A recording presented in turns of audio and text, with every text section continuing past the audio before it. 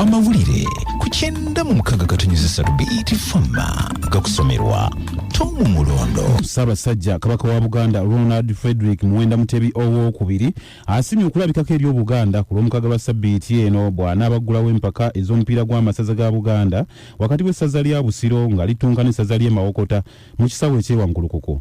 Kamalabi yonna Charles Peter Mayiga yayanjudde enteekateeka z'omutanda okulabika eri Obuganda nga guno mulundi gwa 19 ng'empaka z'amasaza zitojjera era nga wanaasiimye abavujjirizi aba Airtel abawumya omutwe mu nteekateeka Ssabasajja gy'akulembedde ng'ayita mu mpaka zino ey'okulwanyisa akawuka ka mukenenya. Mwina okwewala omwenge, mwina okwewala okwegadanga, ate kabaka ye munyenye mu kulwanyisa siriimu.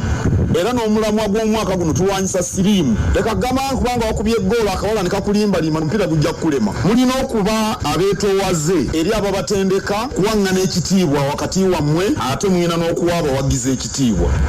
Mwina obutatwalirizibwa abawagizi be bagamba nga babawaanawaana oba abateesi. Omukubiriza wa Paalamenti Anita Amunga asabye Minisita wa Uganda Rubina Nabbanja ateeke ebitongole ebikwatibwako ku by'okwerinda ku nnenga okulaba engeri eggwanga gye liyinza okumalawo ekizibu eky'obunyazi obukolebwa ku ba mobile money. Kino kiddiridde alipoota okuva mu bitongole ebyokwerinda eziraze nga obunyazi obuzingiramu n'obutemu obukolebwa ku ba mobile money awamu n'abakungu ba bbanka bwe bweyongedde mu bitundu ebya Uganda eby'enjawulo. Ono era amusabye akwatagana n'ebitongole bino bakomewo mu Paalamenti balage eggwanga alipoota erage ebitongole we bituuse okumalawo ekizibu kino. Poliisi y'e Mipiira kyaddaaki ezudde omwana Kayima Emmanuel ow'emyaka 5 ng'ono abadde yawambibwa abantu abatannategeerekeka ssabbiiti eyise. Kigerekese nti ono abatamanya ŋŋamba baamuwamba ava ku ssomero mu bitundu eby'ekyenvuunikidde Busimbi mu Mipiira. Kawala omwogezi wa poliisi mu ttundutundu ly'omugga Wamala agamba nti bano babadde nga bakanda bazadde b'omwana ono ensimbi obukadde 10 okumuyimbula kyokka waliwo eyatemeza ku poliisi nga bwe waliwo omwana eyasibiddwa mu nnyumba ya Vincent Ssennoga ku kyalo kyekimu era poliisi n'etuukayo. Kawala agambye nti omwana basobodde okumutaasa ng'akyali mulamu era atwaliddwa mu ddwaliro ery'e Mipiira n'oluvannyuma n'akwasibwa bakadde be.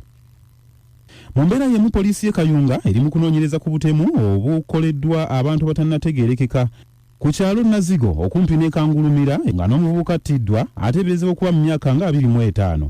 Abaana abadde bagenda ku ssomero be balabye omulambo gw'omwana ono nga gusuuliddwa ku mabbali g'ekkubo. Nga Helen Butoto ayogerera poliisi mu kitundu ekya Sseziwa agambye nti ono abadde yatemeddwa ebiwundu ku mutwe n'ebitundu by'omubiri ebirala era ng'omulambo gutwaliddwa mu ggwanika ly'eddwaliro e Kayunga. Bwe gabadde ag'enkya ya leero nze Tom Mulondo. Ago ge gabadde amawulire ku 96.3 BTFM.